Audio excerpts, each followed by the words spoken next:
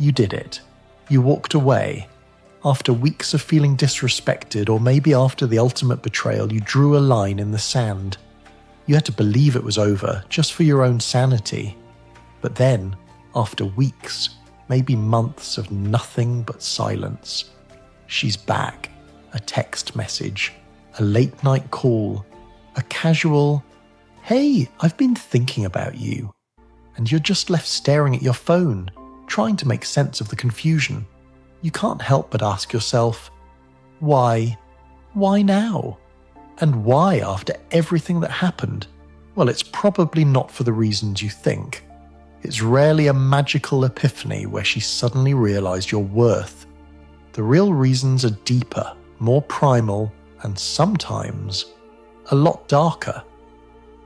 We're about to break down the cold, hard psychological principles that can pull a woman back to the very man who had the strength to walk away. This isn't just about giving her space. It's about the profound shift that happens inside of her when you genuinely let go. We'll even get into the unsettling reason she might come back after infidelity, a dynamic most men get completely wrong. This isn't about learning tricks to get an ex back. It's about understanding the raw psychology of attraction, loss, and human nature. It's about you reclaiming your power so you're never left confused by the situation again. Before we dive into the deep psychological triggers, let's get one thing straight. A woman isn't drawn back to you when you beg, plead, or try to argue your way back into her heart. Grand gestures and promises to change don't work. She comes back when she is forced to feel the full, crushing weight of your absence. When you're always available, always texting first, always trying to fix things, you become predictable. You're just background noise in her life. Your presence might be comforting, but it lacks tension. It lacks mystery. She knows you'll never leave, and that certainty paradoxically kills the thrill of the chase that attraction is built on. But when you truly walk away, not as a tactic, but as a new standard for yourself, you trigger two things that are almost psychologically irresistible. First, you introduce scarcity. We are all hardwired to value what is rare and desire what we can't have.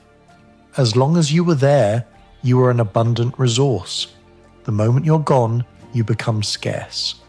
Your attention, your validation, your energy, it's all been pulled from the market. Suddenly, the one thing she took for granted has a much higher perceived value, simply because it's no longer available to her. Second, you create mystery. Why did he really leave? Is he seeing someone new? Is he happier without me? Did he finally recognize his own value? Your silence becomes a blank canvas, and her mind can't help but paint 1,000 different scenarios on it. She'll find herself scrolling through your social media, not hoping to see you miserable, but searching for clues. This not knowing is a powerful hook that pulls her focus right back to you, forcing her to rethink the man she thought she had all figured out. This is where most men get it wrong. They'll walk away but stay energetically tied to her, constantly checking her social media, asking mutual friends about her, waiting by the phone. That isn't walking away, it's just playing a passive-aggressive waiting game. And she can feel it. She knows you haven't really left. A true walkaway is an internal shift. It's you deciding that you choose your own peace over chaos, your self-respect over her validation. It happens when you start walking toward your own life, your own goals, and your own growth. That's the energy shift that makes the silence so loud she can't ignore it. Now let's get into one of the most powerful yet often invisible dynamics that runs these on-again, off-again relationships. It's known as the anxious avoidant attachment cycle, or simply the anxious avoidant trap. This one concept explains more about why she comes back than almost anything else. Think of it like a dysfunctional magnet. Our attachment styles are formed in childhood and pretty much dictate how we act in relationships as adults. In this trap, you've got two opposing forces. On one side, there's the anxious attacher. This person is often terrified of abandonment. They crave closeness, intimacy, and constant reassurance to feel secure. The moment they sense their partner pulling away, their internal alarm bells go off. That fear of being left behind kicks in, and they instinctively try to close that gap by texting more, calling, and desperately seeking validation. On the other side, you have the avoidant attacher.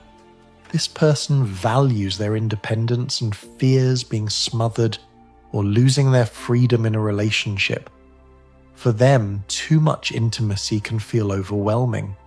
When a partner gets too close or seems too needy, their instinct is to pull away and create space to feel safe again.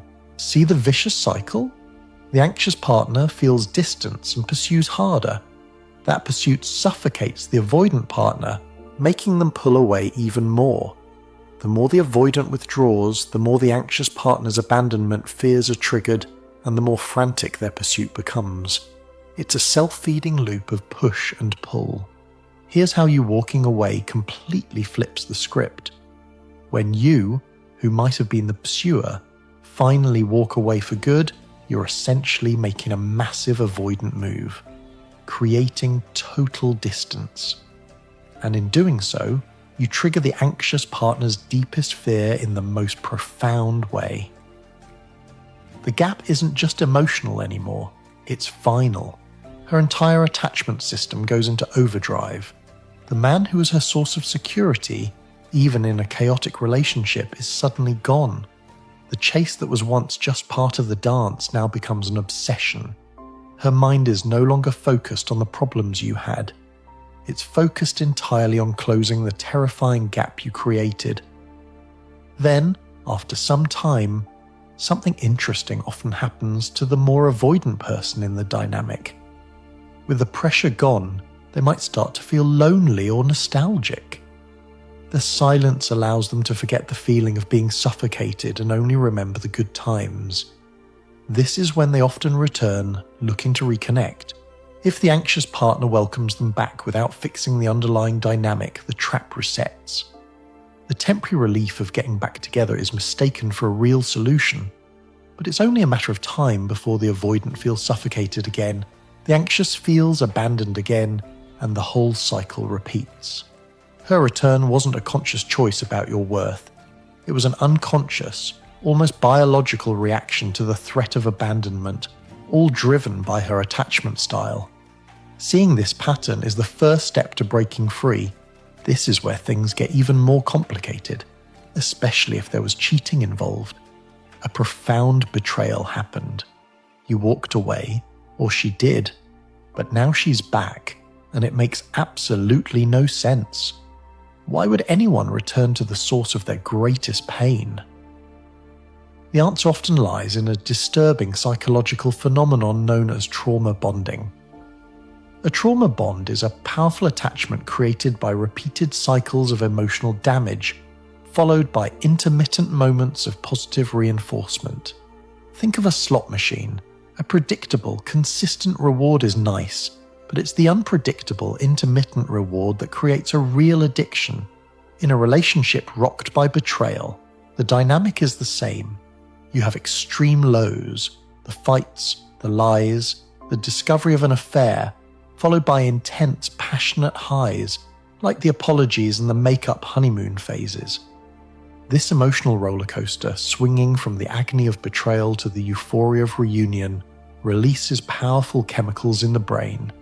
The body is flooded with the stress hormone, cortisol, during the lows. When the partner returns and offers affection, there's a rush of dopamine and oxytocin, the feel-good and bonding chemicals. This cycle can literally create an addiction to the person who caused the pain. The brain gets hooked on the cycle itself, so she isn't necessarily returning to you. She might be returning to get her fix, to soothe the withdrawal from that chemical bond. Her return may not be a sign of forgiveness, but a symptom of addiction. It's that feeling where you know the relationship is destructive, but you feel like you can't live without each other. This is often paired with something called hysterical bonding. It's a phenomenon where, Immediately after the trauma of discovering an affair, the betrayed partner might seek to re-establish extreme intimacy, often sexually. It's a subconscious attempt to reclaim their partner and the relationship, to try and erase the betrayal with an overwhelming display of connection. It's not always about pure desire, but can be a desperate coping mechanism to deal with the shock. So when she comes back after infidelity, it's critical to see this for what it might be. Her return may not mean she's forgiven you, or that your love is strong enough to overcome anything.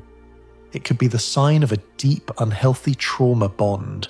Recognizing this isn't about placing blame. It's about seeing the invisible chains that betrayal can forge, and understanding that real healing means breaking the cycle, not just repeating it.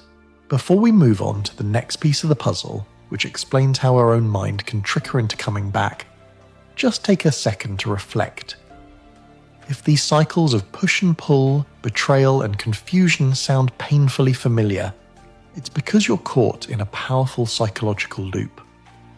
Understanding these dynamics is the first step, but breaking free requires building a new foundation of unbreakable self-respect. Beyond the complex dynamics of attachment and trauma, there are simpler cognitive biases at play. One of the biggest is a cornerstone of behavioral economics: loss aversion. In simple terms, the pain of losing something feels about twice as powerful as the pleasure of gaining something of equal value. When you are together, you are a known part of her life. When you walk away, she doesn't just lose a boyfriend, she loses her routine, her history, and a piece of her identity. She loses the future she had imagined with you. Her brain is now wired to want to undo that feeling of loss. It's not always that she wants you back specifically, but that she desperately wants to stop the pain of losing. This is especially true if you were the one to end things, as it puts her in a position of involuntary loss, which is much harder to accept. This ties right into the power of familiarity and comfort. Let's be honest, the dating world can be exhausting and uncertain. Building a connection from scratch takes a ton of energy. An old relationship, even a toxic one, is a known devil. The routines, the inside jokes, the shared history, they create a landscape that is, in a weird way, comfortable. She knows how to navigate it.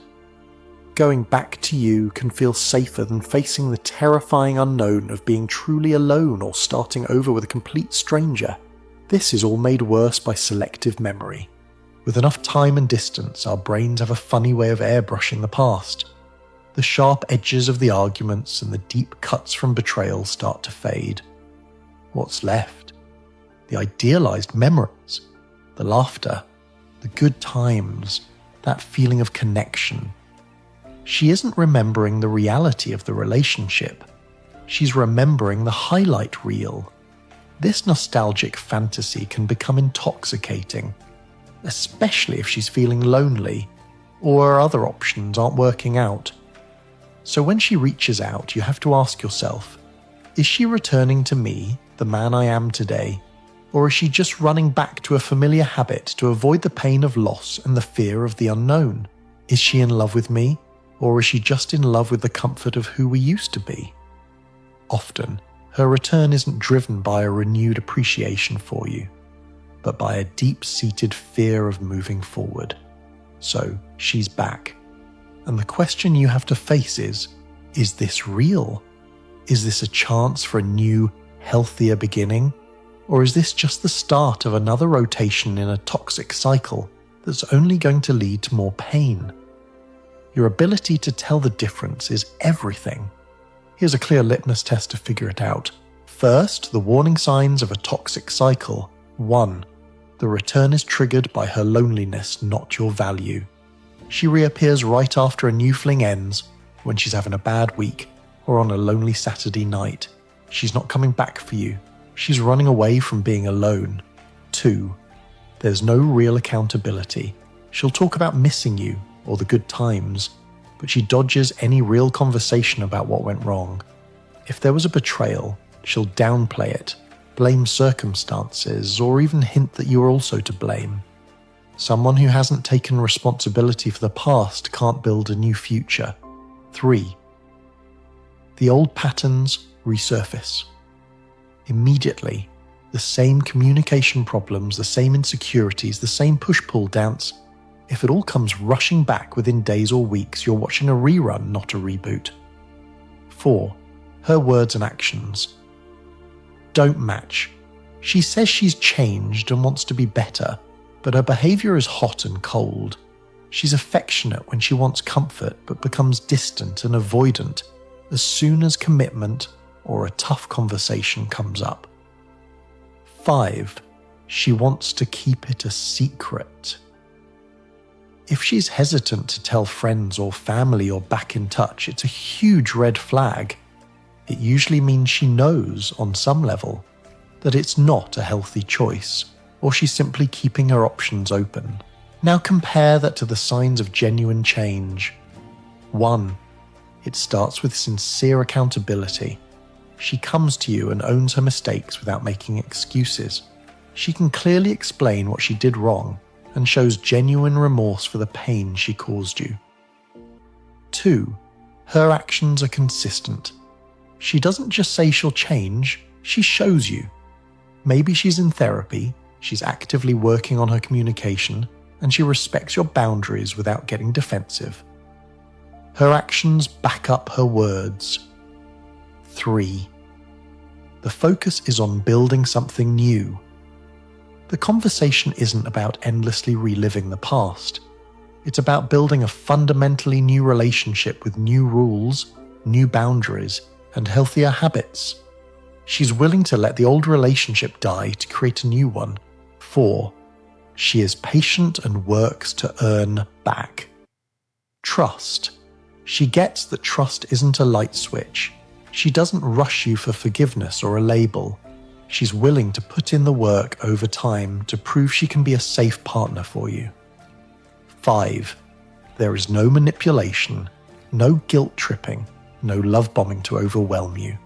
The connection feels calm, stable, and mature, not like an addictive roller coaster. If you see those warning signs, you have your answer. Acknowledge her, be respectful, but hold your ground and don't re-enter the storm.